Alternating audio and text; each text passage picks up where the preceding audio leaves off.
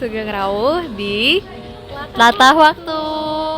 Nah, pada hari ini kami akan membuka acara mini festival perempuan berdaya. Ya nggak kerasa ya Wit, ternyata sekarang udah tanggal 24 April.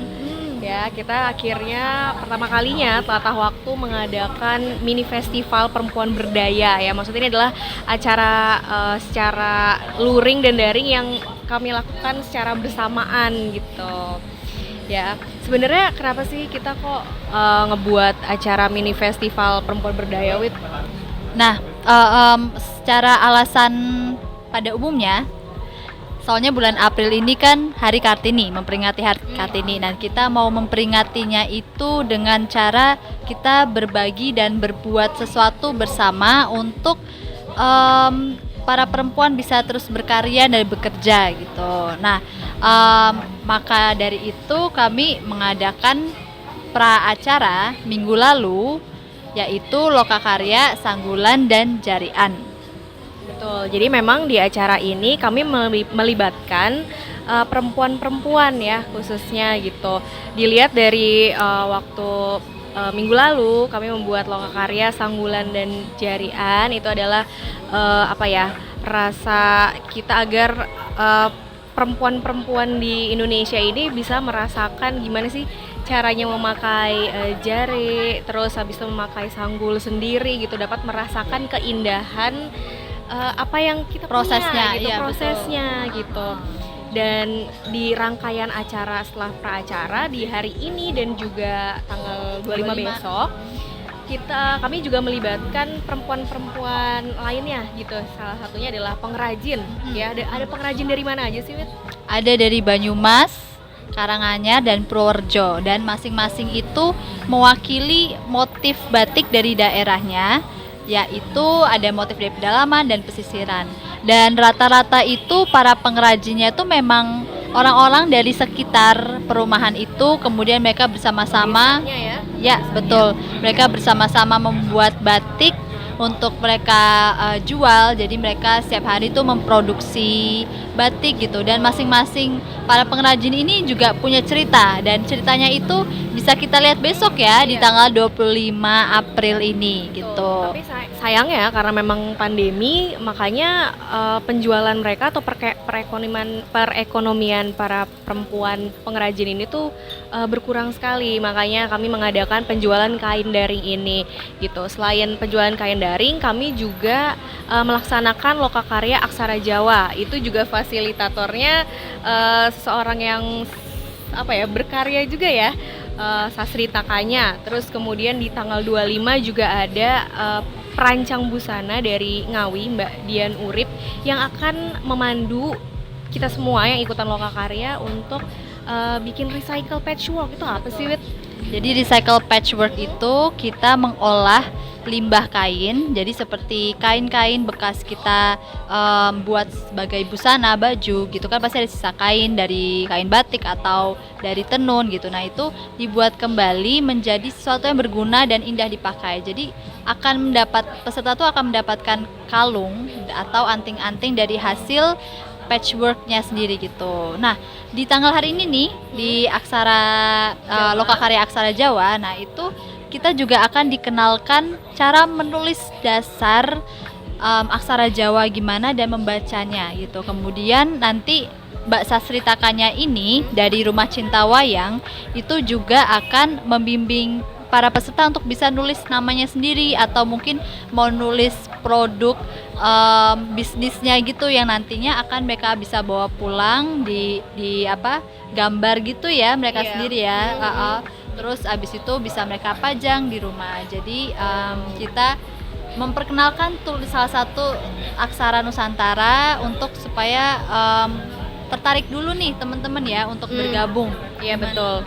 Jadi dengan mengikuti Lokakarya Aksara Jawa hari ini, teman-teman bisa membawa pulang sesuatu dan kami berharap Lokakarya Aksara Jawa atau Recycle Patchwork bisa teman-teman kembangkan lagi nanti ya. Jadi bisa nanti bikin sesuatu setelah acara Lokakarya ini ya semoga ya. Jadi tetap terus bermanfaat gitu. Betul. Apalagi kami juga ada program kelas aksara Jawa, jadi 10 kali pertemuan. Ya mungkin ini kayak sebuah teaser ya untuk nanti teman-teman mungkin bisa tertarik untuk join belajar bareng bersama Sasritakanya. Sama ini kami mengadakan secara daring ya lewat via Zoom meetings gitu. Nah selain para perempuan yang sudah kita sebut tadi, dari yang praacara Mbak Sulistiani ya dari Sucita Art Production, kemudian ada siapa lagi nih? Sebenarnya ada juga, kayaknya kalau teman-teman ikutan Lokakaryanya, mungkin kalian akan lihat di dalam fasilitasnya itu ada jahe merah ya. Jahe merah itu ternyata produksi ya, minuman jahe merah itu adalah produksi dari Ali Farm. Ya, ini juga yang memiliki, yang punya Ali Farm ini juga seorang wanita yang aktif berkarya ya, Mbak Alifah gitu ya. Jadi para petani jahe merah itu yang memproduksi itu ada di daerah Wonosobo dan memang para petani ini itu tinggal di sekitar wilayah rumah kampung ibunya Mbak Alifah ini. Jadi untuk mendorong supaya terus berproduksi untuk perekonomian mereka juga dan untuk karena jahe merah itu hasil apa ya, hasil dari bumi Nusantara ini yang bisa kita minum untuk kesehatan, untuk pokoknya untuk bisa manfaat dari para petani sampai ke konsumennya itu bisa bermanfaat. Iya, bermanfaat. Jadi Mbak Alifa ini keren banget karena tidak hanya untuk apa yang membuat sesuatu yang untuk baik untuk kesehatan kita, tapi juga untuk membantu orang-orang yang ada di sekitar di wilayahnya di Wonosobo gitu. Nah, mungkin untuk pembukaan ini kami juga akan ngobrol soal buku yang penulisnya juga perempuan. Ya, sebelum kita ngobrolin buku dari penulis perempuan hebat ini, kita mau nonton video apa dulu nih? Video praacara Lokakarya Sanggulan dan Jarian minggu lalu nih. Siapa yang penasaran? Yuk kita simak.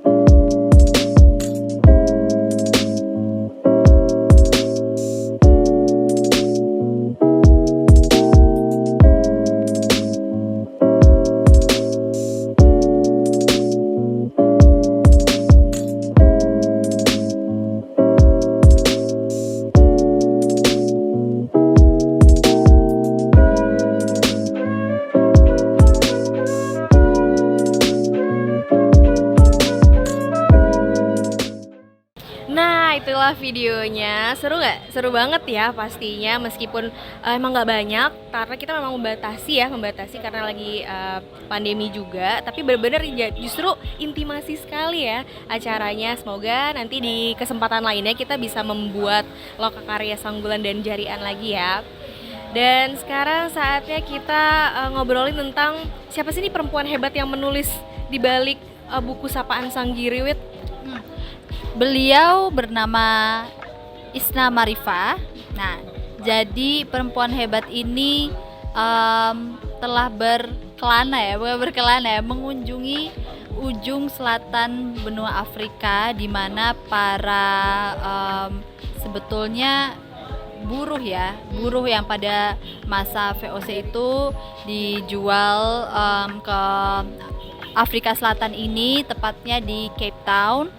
Dan kemudian dalam cerita ini menjelaskan mengenai sudut pandang anak perempuan yang bertahan hidup bersama bapaknya ketika mengikuti perjalanan jauh, karena mereka dijual oleh oleh penjajah ya itu.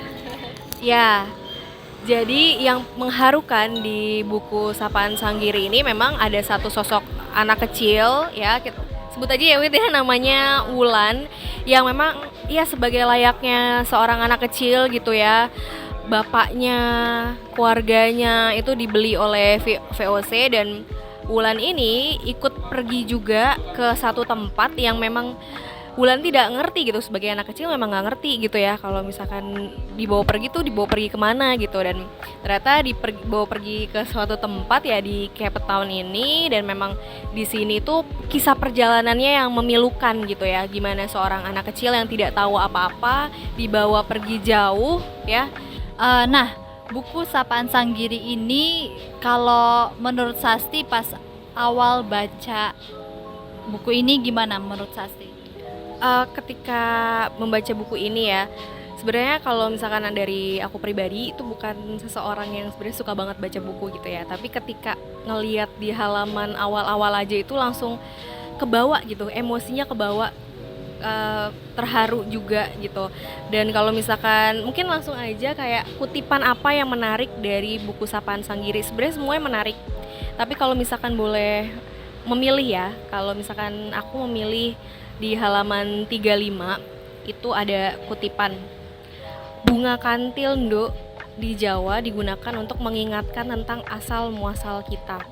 Apapun yang terjadi dan dimanapun kita berada, kita harus selalu akrab satu sama lain.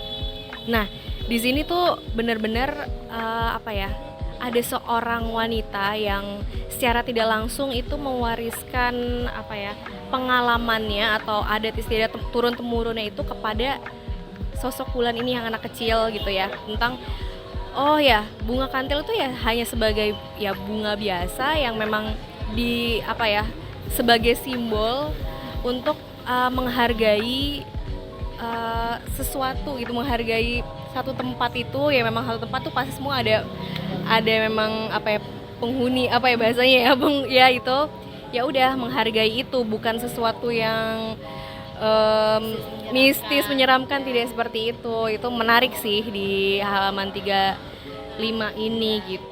Karena kita hidup kan semua berdampingan dengan apapun yang mungkin bisa kita rasakan itu. Nah, itu kita menghormati semuanya itu. Nah, itu memang keren banget nih. Jadi tuh tadi adalah kutipan dari sosok ibu, sebetulnya bukan ibu dari anak ini, tapi karena kenal dekat ketika perjalanan jauh berbulan-bulan dari Nusantara ke ujung pulau Afrika Selatan, Cape Town ini, dan ini menjadi seperti ibu angkatnya si Wulan ini ya. Jadi dia juga memperkenalkan Wulan budaya-budaya Jawa yang tadi Sasti jelaskan itu. Jadi membawa kain jari dari rumah, kemudian dia pakaikan ke Wulan ketika Wulan ingin menikah dan ketika Wulan ingin melahirkan, seperti itu. Jadi nilai-nilai budaya itu selalu berusaha didekatkan kepada sosok perempuan cilik ini ya, bernama Wulan. Nah, kalau menurut aku pas aku baca persis banget apa yang kayak tadi Sasti rasakan. Jadi benar-benar nggak putus nih baca buku ini gitu berhari-hari, karena ada ikatan emosi yang sebetulnya saya juga nggak pernah merasakan adanya kena jajahan atau dijual ke pulau mana gitu, tapi penulisnya itu bisa menceritakan emosi yang sedang terjadi pada saat itu. Nah, itu tuh kayak sedihnya tuh memang terasa sekali, dan bahkan untuk orang-orang yang sekarang pun, maksudnya orang-orang yang keturunan Jawa di Cape Town itu mereka juga kurang mendapatkan informasi mengenai nenek moyangnya dulu di Nusantara gimana. Jadi ada keterputusan informasi itu. Nah, itu yang membuat saya juga sedih juga ini. Karena mereka kan apa ya? Sebetulnya itu secara mungkin DNA apa secara garis turunannya itu memang dari Nusantara, tapi mereka informasi secara apa ya tertulis itu sangat kurang. Mungkin bicara dari satu orang ke orang lain mungkin iya, tapi makin lama itu informasi itu hilang, jadi terhapus. Dan di dalam buku ini itu ada juga satu tokoh yaitu anaknya Wulan, yang nanti juga akan diceritakan anaknya Wulan ini bapaknya siapa gitu diceritakan juga. Namun nanti ada sosok yang sebetulnya dia itu memang lahir di tanah Afrika, benua Afrika ini, tapi dia itu berusaha untuk mengajak bapaknya Wulan dan para anggota yang udah dianggap keluarga namun secara darah itu beda untuk bebas dari perbudakan gitu. Dia ada semangat untuk pulang kembali, meskipun pulang ke Nusantara itu ya masih mustahil, setidaknya bisa merdeka dari perbudakan itu. Nah, itu juga merasa ingin merdeka di tanah orang asing gitu. Itu tuh kayak suatu semangat yang emang harus terus kita jaga gitu sih, untuk tahu dari mana asal kita gitu. Nah, Kalau menurut Widi sendiri, kutipan mana yang menarik dari buku ini? Di halaman berapa? ada nih di halaman sebentar.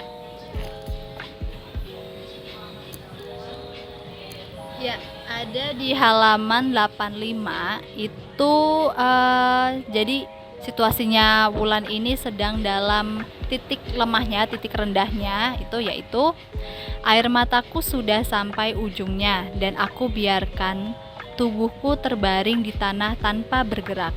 Nalarku sudah tidak berfungsi dan ragaku sulit bergerak. Aku diam saja, tak ada yang kuminta, tak ada yang kuharap, pasrah sudah dengan segala. Tiba-tiba aku rasakan kesunyian, ketentraman dari padang semak ini merasuki jiwaku. Ada aliran angin sepoi-sepoi menyekap pipiku yang basah. Sinar mentari yang menjingga seakan mengirimkan pesan lembut ke arahku. Dan bebatuan gunung yang tampak keras terasa melindungi aku walau dari kejauhan. Bahkan duri-duri semak yang tajam seperti malah menyentuh dengan welas asih. Mungkin ini rasanya saat mau mati, pikirku, senyap sebelum pergi. Nah, aku kenapa pilih potongan alinea ini tuh karena si Wulan ini sudah merasa pada titik dia mulai putus asa, tapi karena dia dia pasrah dengan keadaan, dia tidak ingin muluk-muluk untuk aku harus mendapatkan ini, tapi dengan dia pasrah dia malah bisa merasakan kesunyian, keheningan yang dia butuhkan gitu. Betul. Nah, itu tuh ya mungkin seperti ya manusia pada umumnya gitu ya. Dia tuh masih ada menunjukkan sebetulnya keinginan untuk bisa lepas, tapi bukan dengan cara terus mendorong keadaan, tapi dengan kepasrahan itu dia malah sebetulnya damai gitu. Nah, di buku Sapaan Sanggiri ini juga Tante Isna juga menceritakan tentang pembuangan dari tokoh pahlawan Nusantara yang juga dibuang ke Cape Town itu dari Tidore gitu. Nah, itu ada informasi sekilas mengenai tidak hanya dari orang Jawa, meskipun sudut pandang di sini adalah sudut pandang budaya Jawa gitu. Namun di situ tuh tidak hanya budaya Jawa juga yang dibuang, tapi dari daerah-daerah lain di Nusantara juga dibuang di situ. Makanya kelompok itu disebut Cape Malay begitu. Jadi intinya adalah di dalam buku ini nih menarik sekali karena dari apa ya, penulisan kata-katanya juga apa ya, indah, terus mudah dipahami, mengalir, kemudian juga apa ya, tersirat tersirat pesan-pesan yang bisa kita apa namanya, bisa kita ambil gitu untuk sekarang pun gitu, kayak tadi yang udah Widi, kutipan yang Widi pilih itu kan juga kita bisa apa ya, memaknai sesuatu dan kita bisa aplikasikan itu ke kehidupan gitu sih. Ah, dan mungkin juga untuk ya segala jenis pembaca, mau pemula sampai orang yang sering baca buku itu merasa terhibur secara emosi sih. Terhiburnya itu ya apa, karena memang ini butuh kesadaran dari apa namanya, jejak-jejak sejarah dari para pribadi individu, bukan sejarah yang besar itu dimasukkan ke dalam cerita ini. Jadi apa namanya, meskipun ini dari tokoh-tokoh fiktif yang diambil, tapi base apa namanya, berdasarkan dari beberapa peristiwa-peristiwa nyata juga dilampirkan di dalam buku ini gitu. Oke, buat teman-teman yang pengen pesan buku Sapaan Sanggiri, kontaknya akan kami taruh di bawah sini ya. Jadi atau bisa kalau misalkan mau hubungin kami juga bisa, nanti akan kami sambungkan ke kontak personnya dari Sapaan Sanggiri gitu. Dan kalau ingin melihat bagaimana jalannya ngobrol secara online mengenai buku Sapaan Sanggiri bersama penulis Isna Marifa dan Pak Nasir dari Satu Pena, bisa kalian kunjungi kanal YouTube Telatah Waktu. Nah, di situ kami sudah mengunggah video Diskusi daring atau ngobrol daring Telatah Waktu bersama Tante Isna Marifa. Judul acaranya Wedangan Sore. Jadi itu karena kami sore-sore biasanya ngopi atau ngeteh untuk membicarakan sesuatu yang santai. Nah, pada waktu itu ceritanya kami sedang ngobrol-ngobrol bareng Tante Isna dan Romo Nasir mengenai buku tersebut. Dan mungkin teman-teman juga ya tadi bisa menghubungi kontak person arah hubung dari Sapaan Sanggiri, atau bisa lewat di Instagram Sapaan Sanggiri. Betul. Ya, terima kasih banyak nih. Kami akan bersiap-siap untuk Lokakarya Aksara Jawa nanti jam 15 secara daring dan luring. Dan besoknya itu sekali lagi akan ada Lokakarya Patchwork dari Dian Urip Indonesia. Dan nanti malam nih, hari ini nih, itu Oh iya, akan ada penjualan kain secara daring. Itu hari ini hari pertama ya. Jadi jangan sampai kelewatan ya teman-teman ya. Ini mungkin buat yang baru tahu, jangan lupa nanti pantengin Instagram Telatah Waktu, atau mungkin teman-teman yang sekarang hadir ke sini bisa nonton secara langsung. Nanti ngetiknya dari sini, dari handphone, tapi lagi dari sini, jadi bisa ngelihat kainnya secara langsung juga boleh. Dan besoknya itu kami juga penjualan daring yang kedua, tapi via-nya berbeda, yaitu akan kami live kan di Facebook atau YouTube. Nanti informasi lebih lanjutnya langsung follow di Instagram Telatah Waktu. Nah, dari situ informasinya lengkap. Kita kirim linknya deh pokoknya gitu ya, pokoknya. Ya, dengan pembelian kain batik ini, teman-teman pastinya membantu produksi kain batik dari para pengrajin Banyumas, Purworejo, dan Karanganyar. Dan kenapa kami mengangkat penjualan kain batik ini? Karena memang secara cerita ya, kain batik ini kan mempunyai ya banyak yang bilang filosofi atau makna gitu, yang sebenarnya itu merupakan cerita pribadi yang bisa kita kaitkan kepada kehidupan. Dan apa namanya, karena ini merupakan tradisi Nusantara, jadi biar kita tuh mungkin pelan-pelan bisa percaya diri dengan hasil budaya yang kita miliki, dari fashion, dari cerita, dari makanan, sampai ke ya gaya hidup lah. Itu sebenarnya kami tuh Nusantara tuh punya berbagai macam ini ya, apa warna ya. Ya warna, motif yang itu memang menceritakan tentang kehidupan sehari-hari atau mungkin mata pencarian dari satu daerah itu gitu. Ternyata satu lembar kain batik tuh ya nggak cuma ya yang dilihat aja, tapi itu punya makna tersendiri dan harusnya kita bangga ya memakai itu gitu.